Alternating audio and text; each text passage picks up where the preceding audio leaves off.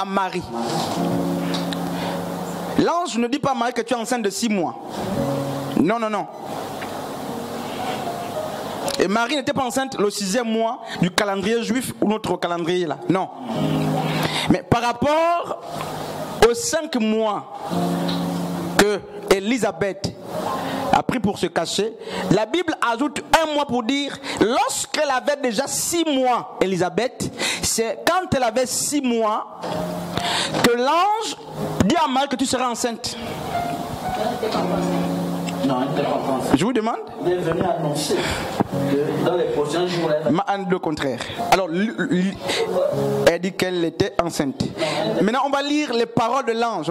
L'enceinte dit Marie était enceinte.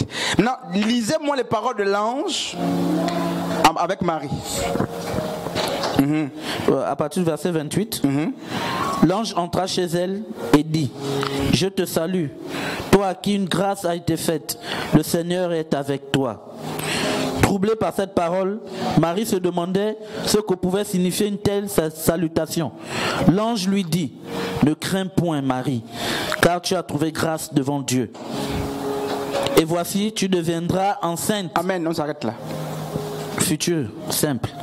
Tu deviendras. Donc, jusqu'au 6e mois. Elle n'était pas enceinte. Hein? Elle n'était pas encore enceinte jusqu'au 6e mois. C'est bon? On va relire, pardon. Non, je crois qu'on va finir très bientôt. Oui, donc je vais commencer à partir du verset 28. Donc, Maman Anne dit que Marie est enceinte de 6 mois, c'est ça? Non. Que lorsque l'ange lui parle, elle est enceinte. Non, mais si elle était déjà enceinte, on ne pouvait pas conjuguer le verbe devenir. Au futur simple. Et au futur simple. Tu deviendras. Donc tu vas concevoir. Alors, donc, homme de Dieu, c'est quand finalement le Messie là, on ne va pas rentrer dans Yahushua aujourd'hui, même pas. Non, ne vous inquiétez pas. Il faut qu'on plante au décor, on comprenne.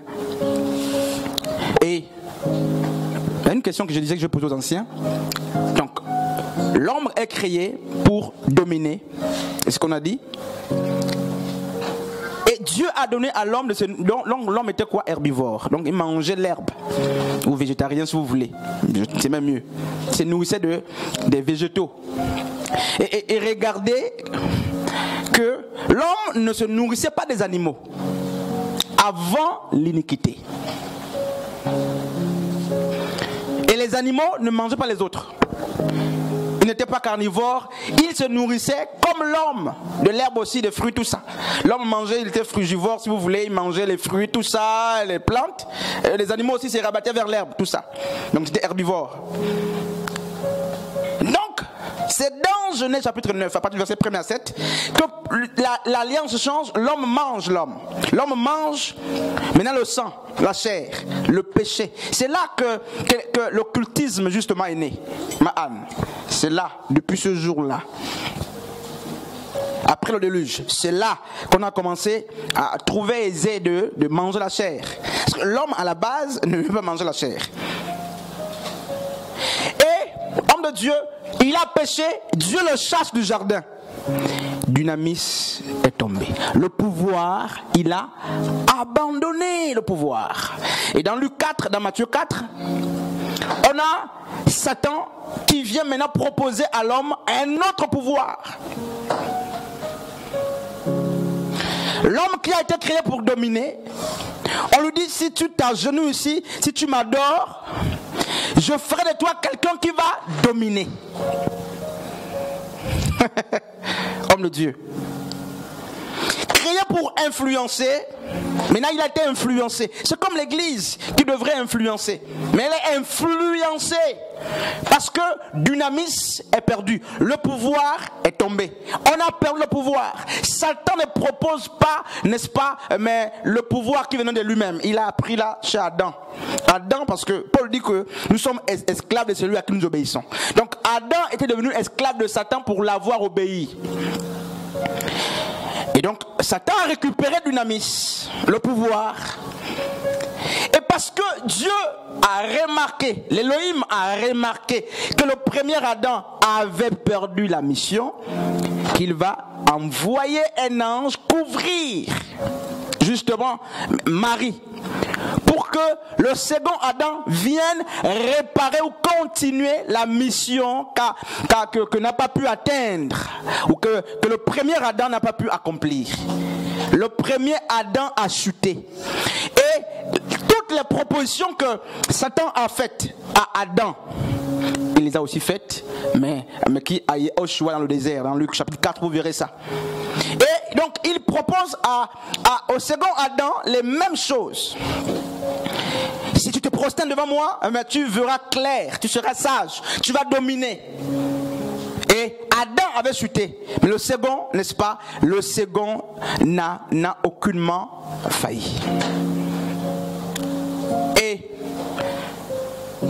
Matthieu chapitre 1er, Matthieu chapitre 2 sont plus clairs que Luc chapitre 1er. On nous dit que l'enfant qui naîtra. Donc réalisez un peu Luc chapitre 1er. À partir du verset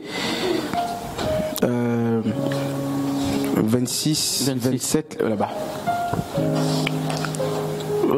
Nous lisons Luc chapitre 1er à partir du verset 26.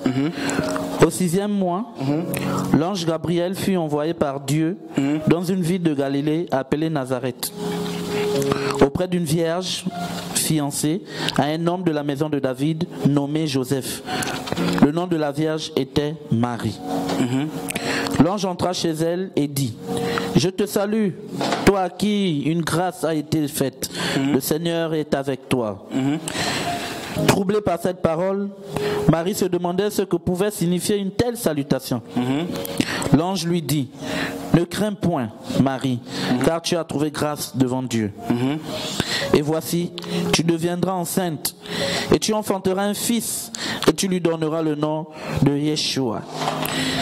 Il sera grand, et sera appelé fils du Très-Haut. Et le Seigneur Dieu lui donnera le trône de David, son père. Ok, donc l'ange a déjà donné le nom d'emblée.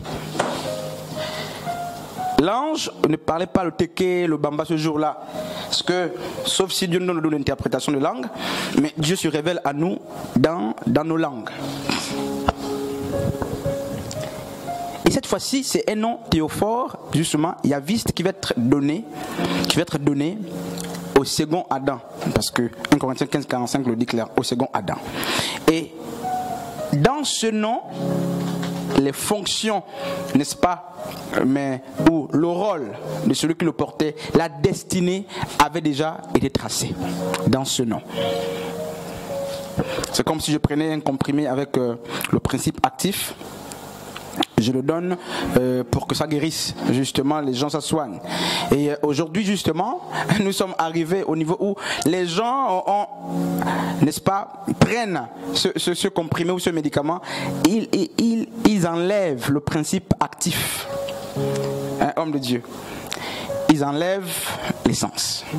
Et les gens me disent non, on traduit les noms, on peut traduire, oui, on va voir tout ça. On peut traduire, mais par quel procédé? L'objectif sur lequel on traduit, c'est comme ça. Et l'humanité est plongée, n'est-ce pas, les caprices, la traduction, la transcription, la translittération. On n'est pas d'abord sur ça. Et donc, voici le nom que... C'est ça qui est écrit sur vous, Yeshua? Ou bien vous avez dit mamie? Ok. Jésus en français là-bas. Jésus. Je pensais que c'était une bonne Bible qu'avait mis Yeshua, merci. Oh, cette Bible devient quand même rare. Et donc, voici le nom que l'ange a communiqué, le nom du Messie, tant attendu, le Messie prophétisé justement par Moïse dans Deutéronome 18, 15. Ce Messie, Zacharie l'a prophétisé également, devrait s'appeler comme ça: Yehoshua. Yehoshua est le nom du Messie. Je vais m'arrêter par là parce que c'est même là que va commencer notre enseignement. Tous les anciens passeront. Vraiment, jeudi, il y a peut-être un enseignant qui va passer ici et nous allons, n'est-ce pas, parler autour, n'est-ce pas, du nom de Yehoshua ou de Yeshua, n'est-ce pas? Et non, nous allons comprendre comment ou qui d'abord est Yeshua. Donc nous verrons quelle était sa position avant l'incarnation. Nous verrons avec son nom, n'est-ce pas, et son rôle. Pourquoi est-il venu, n'est-ce pas? Et quel est l'impact du nom? Parce que, je finis, rappelez-vous que Dieu a dit à Paul que je t'établis pour porter mon nom dans les nations. Quel nom? Pour porter mon nom dans les nations. Nous verrons donc ce que ça signifie, donc l'impact de chaque graphème de ce nom-là. Parce que le yod, le haïn, n'est-ce pas, le shin, tout ça, on verra. Ça, ce sont des symboles avec des chiffres qu'on va décoder. Les anciens seront là pour nous amener, n'est-ce pas, au beau fixe. Que Dieu bénisse sa parole. Yehoshua Hamashiach. Oui, ancienne. Une question? Ok.